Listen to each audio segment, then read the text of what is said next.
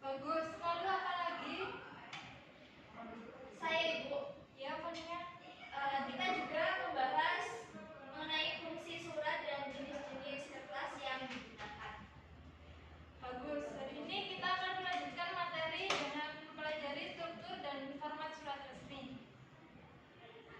Menurut kalian, mengapa surat resmi harus memiliki format yang jelas dan baku? Saya Ibu, Ya, kita. agar penerima lebih mudah memahami isi surat. Ada yang ingin berpendapat lagi? Saya Ibu, Ya, Putri. supaya kita terlihat lebih profesional dan formal, jelas dan terstruktur. Supaya terlihat lebih profesional dan formal, Ibu. Benar sekali, Putri. Format yang baik membantu komunikasi yang jelas dan terstruktur, terutama dalam dunia bisnis dan administrasi.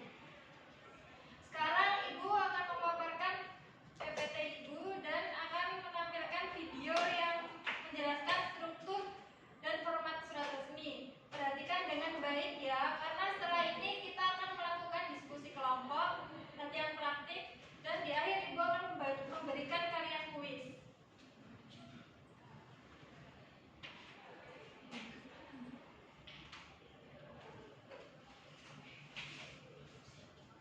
Kuis di kamar mandi ya? Iya.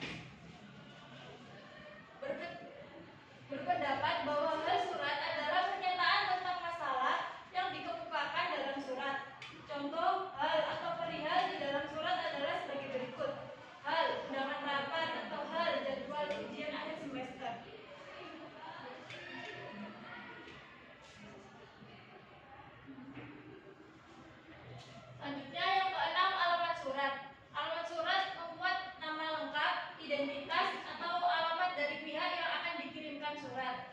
Contohnya, yang terhormat Bapak Askar Rais, SPD, Jalan Setiabudi nomor 22 Bandung. Yang ketujuh, salam pembuka. Pada umumnya, salam pembuka dalam surat resmi adalah dengan hormat, koma. Jangan disingkat karena salam pembuka menunjukkan penghormatan di awal surat. Selain itu, salam pembuka diakhiri dengan tanda koma. Contohnya seperti dengan hormat, koma, atau salam pembukanya seperti Assalamualaikum BR.WB, koma. Yang ke-8, ada isi surat. Bagian isi surat terdiri dari 3 bagian penting, yaitu aliana pembuka, aliana pokok, dan aliana penutup. Yang ke-9, salam penutup. Alinea ya itu maksudnya. Salam penutup adalah salam penghormatan penulis surat terhadap pihak yang akan menerima surat. Contohnya adalah salam takjim, salam, hormat kami, dan sebagainya. Lalu yang terakhir adalah pengirim surat. Nah, pengirim surat adalah pihak yang membuat dan bertanggung jawab terhadap isi surat. Terhadap 5 unsur penting dalam bagian pengirim surat, diantaranya adalah jabatan pengirim, tanda tangan, stempel atau cap dinas, nama terang pengirim, dan keterangan lain seperti nomor induk pegawai atau NIK.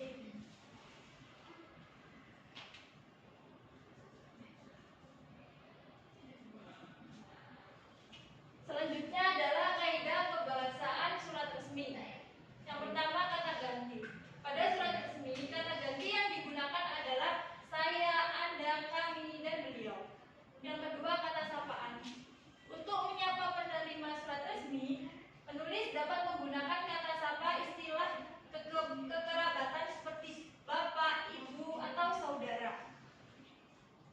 Apabila penerima surat memiliki jabatan, maka bisa menggunakan gelar yang tercantum. Contohnya Dr. Yuda Amrullah atau AKBK Ika Rusdiana atau Menteri Keuangan Sri Mulyani dan sebagainya.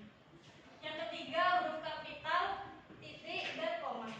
Huruf kapital digunakan pada awal kalimat, nama orang, hari dan bulan, nama tempat, dan nama jabatan. Sedangkan tanda koma digunakan untuk memisahkan tempat dan tabel, tempat dan gelar, serta nama dan gelar. Nah, kalau titik adalah tanda baca yang harus ada di setiap akhir kalimat dan singkatan.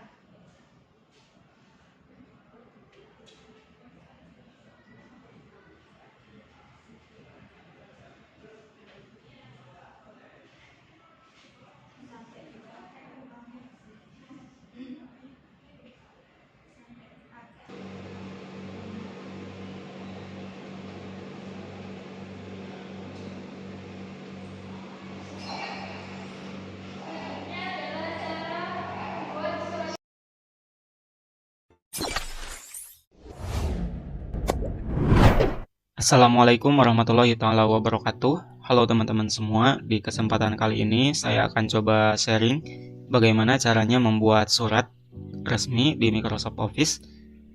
Untuk membuat surat sebenarnya cukup mudah ya. Di sini kita perlu analisa terlebih dahulu di bagian suratnya.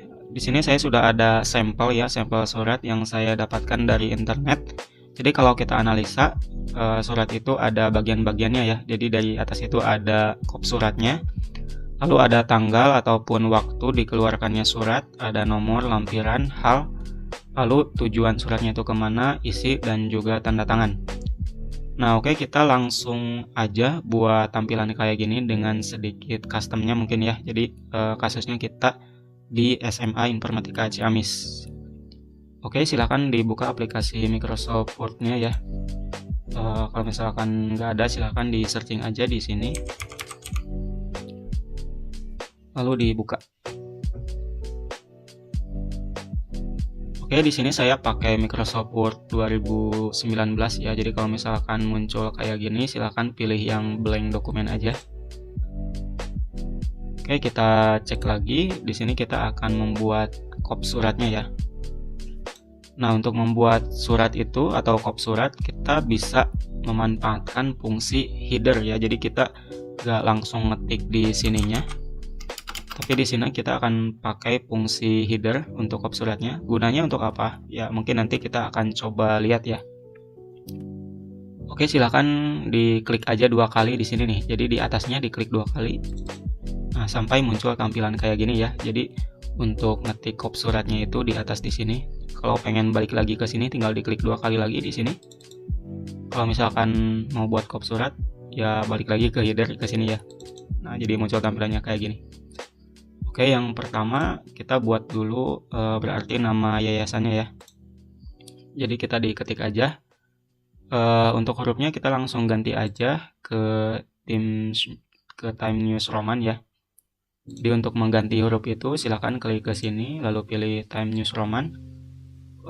Untuk kop surat biasanya size-nya itu 14 dan bold ya atau hitam, lalu ke tengahin, nah ke center ya. Jadi diklik aja bagian yang ini, silahkan ketik aja yayasan.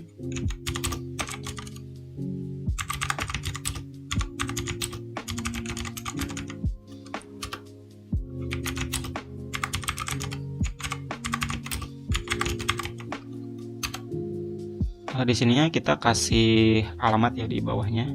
Jadi untuk alamatnya boldnya dimatikan, lalu ukurannya kita kecilin ke 12 ya. Jadi untuk ngegedein kalian bisa klik bagian yang ini, kalau ngecilin bisa pakai yang ini.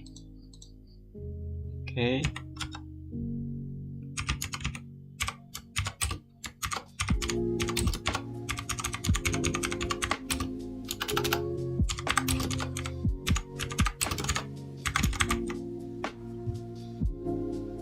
Oke, jadi di sini saya buat simple aja ya. Kalau misalkan kalian pengen nambahin telepon ataupun email, ya bisa aja di enter aja ya ke sini. Oke, setelah itu kita akan buat garisnya ya. Oke, kita tambahin kode pos di sini dulu. Nah, untuk membuat garis, garis yang kayak gini, di sini kita akan pakai fitur border and shading ya. Jadi silahkan klik ke sini. Nah, ke border yang ini diklik aja, lalu pilih border and shading. Setelah itu kalian pilih tipe garisnya ya. Nah, mungkin untuk surat saya pilih yang ini. Dan kalau kalian perhatikan di bagian previewnya, jadi kita akan pakai garis yang di bawah. Nah, jadi kita akan pakai yang di sini aja. Jadi silahkan yang ini diklik aja. Nah, sampai hilang di sininya ya. Jadi kalau misalkan diklik sampai hilang, terus yang kanannya juga, yang kirinya juga. Nah, sampai yang munculnya itu yang hitamnya doang. Nah, kalau udah kayak gini silahkan di oke aja. Nah, kalian kalau misalkan ketebalan bisa diubah ya. Misalkan saya pengen 21/4 untuk ketebalannya kayak gini. Kalau misalkan udah tinggal di oke. Nah, jadi nanti muncul tampilan kayak gini. Oke, kalau misalkan udah di sini kita bisa tambahin logo ya, logo yang ini. Jadi silahkan siapin gambarnya dulu. Oke, selanjutnya di sini kita akan menambahkan logo ya. Jadi untuk menambahkan logo juga sangat mudah. Silahkan kalian masuk ke tab insert yang di sini, yang di sebelah kanan home. Nah, ke sini diklik aja. Lalu pilih picture yang ini, picture. Setelah itu pilih yang this device ya, yang ini. Nah, lalu arahkan ke folder tempat penyimpanan logonya ya. Jadi silahkan diklik aja, lalu klik yang insert. Nah, mungkin nanti tampilannya akan kayak gini ya, jadi berantakan. Cuman kalian nggak perlu khawatir. Di sini kita akan atur supaya si posisinya itu sama kayak gini. Caranya silahkan kalian di sini klik kanan aja, lalu pilih wrap text. Dan di sininya kita pilih yang in front text yang ini. Nah, kayak gini. Sehingga kita bisa dengan leluasa gitu mindahin si logo ini. Dan kalau misalkan kalian pengen mengecilkan gambar, jangan nariknya kayak gini ya. Itu salah. Jadi kalau misalkan pengen ngecilin silahkan tarik dari bawah ya, ataupun dari atas juga sama. Pokoknya nariknya itu dari pojok ya, jangan dari tengah. Nah, kayak gini. Kalau misalkan udah, kita pindahkan ke sini nih.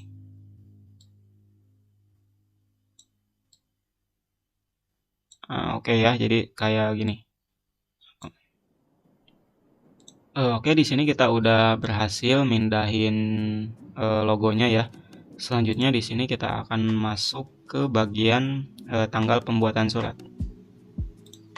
Oke, jadi kalau misalkan ini untuk hop suratnya udah selesai, untuk pindah ke konten, silahkan diklik 2 kali di sini di tengah, diklik aja 2 kali. Oke, dan untuk membuat tanggal waktu surat, kalau kita lihat ini si posisinya itu ada di pojok kanan ya. Jadi untuk caranya kalian nggak perlu pakai tab kayak gini, nggak perlu. Di sini kalian bisa pilih yang align right ya, atau rata kanan. Silahkan diklik bagian ini. Jadi kalau misalkan diklik, ini kan si kursornya masih di sebelah sini ya. Jadi kalau misalkan saya klik, nah sehingga kursornya akan pindah ke kanan. Oke, saya tulis aja Ciamis 19. Oke, kayak gini ya. Jadi untuk hurufnya ini masih pakai Calibri, jadi kita ubah. Caranya kita blok dulu, lalu hurufnya kita ganti jadi Times New Roman. Size-nya kita ganti dengan 12. Kalau mau balikin lagi ke rata kiri ya tinggal klik aja yang ini, atau bisa tekan Ctrl L ya. Setelah itu kita bisa ngisi nomor, lampiran, sama hal. Oke, silahkan diketik aja. Nah, untuk titik 2-nya ya, supaya sejajar ini kalian bisa pakai tab, tombol tab ya yang di atas caps lock. Boleh sekali ataupun 2 kali, tergantung teksnya gitu. Misalkan di sini saya ngarang aja dulu untuk nomornya ya.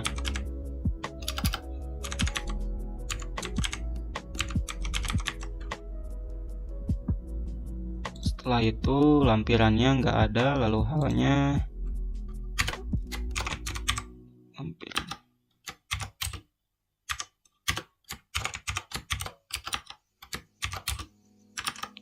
Oke, halnya rapat wali murid.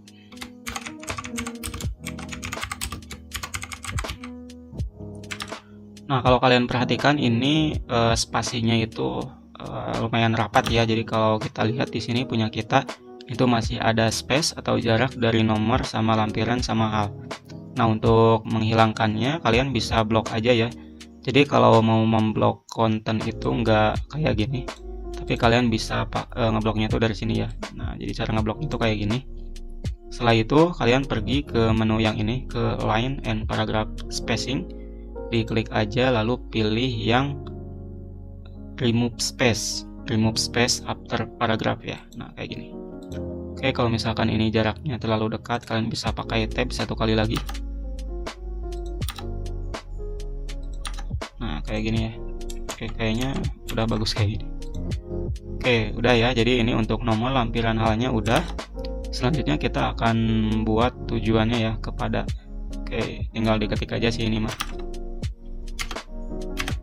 Oke, di sini saya akan percepat aja ya. Oke, jadi di sini saya udah selesai ngetiknya ya. Cuman mungkin ini tuh masih acak-acakan. Jadi di sini saya akan coba beresin ya. Oke, untuk assalamualaikumnya di sini kita bisa pakai enter aja. Jadi di sini kita bisa tebalin ya, pakai bold. Nah, setelah itu karena paragraf yang ini tuh nggak rata kiri kanan ya. Jadi di sini kita pilih yang ini, yang justify. Kalian bisa tekan Ctrl J kalau mau cepat, atau klik yang ini ya. Nah, setelah itu di sini kita kasih jarak untuk waktunya.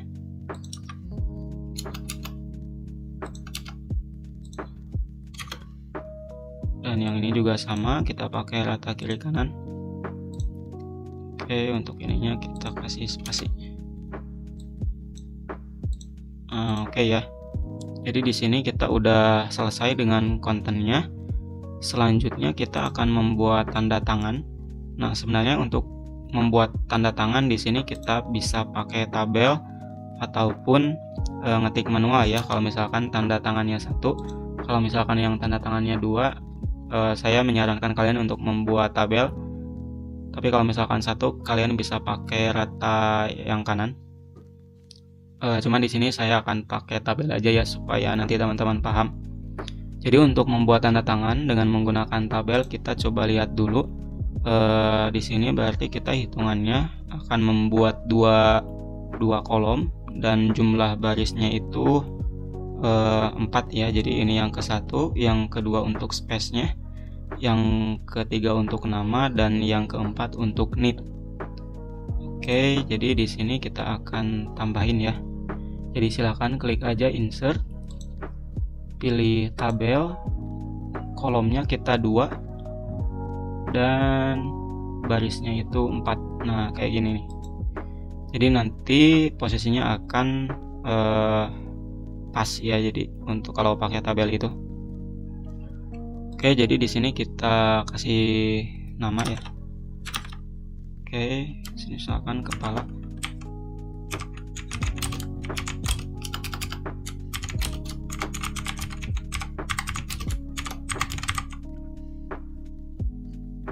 Oke, di sini saya udah nambahin nama ya, nama kepala sekolah dengan NIP-nya juga.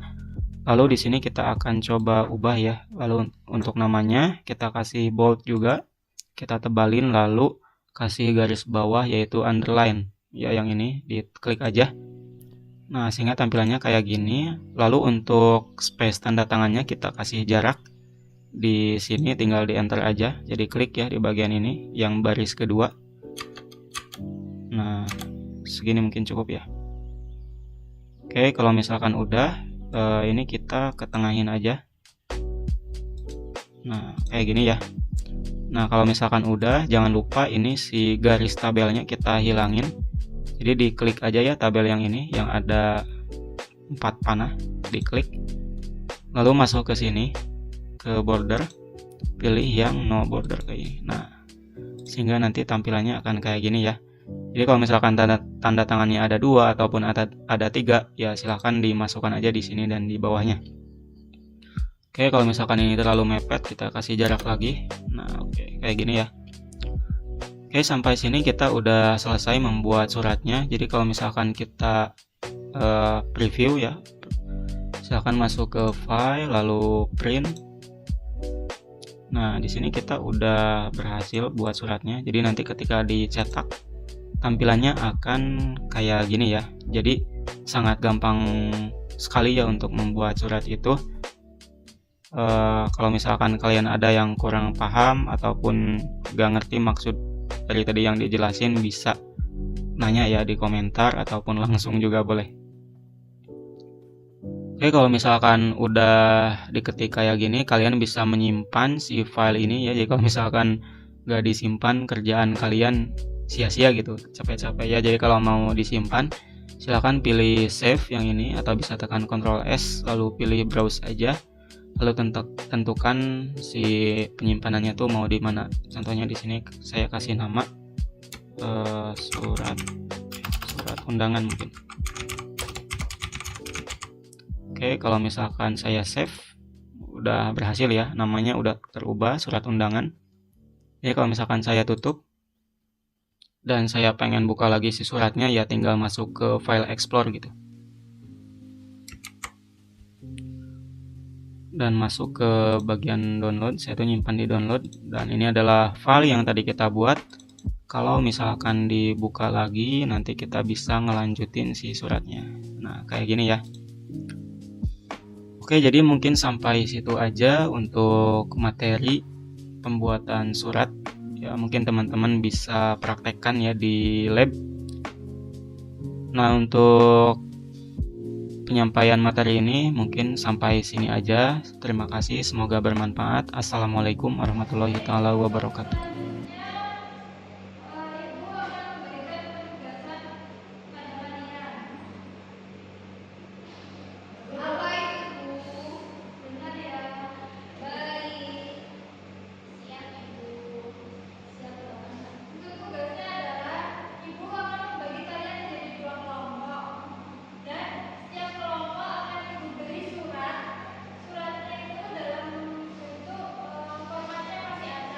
Jadi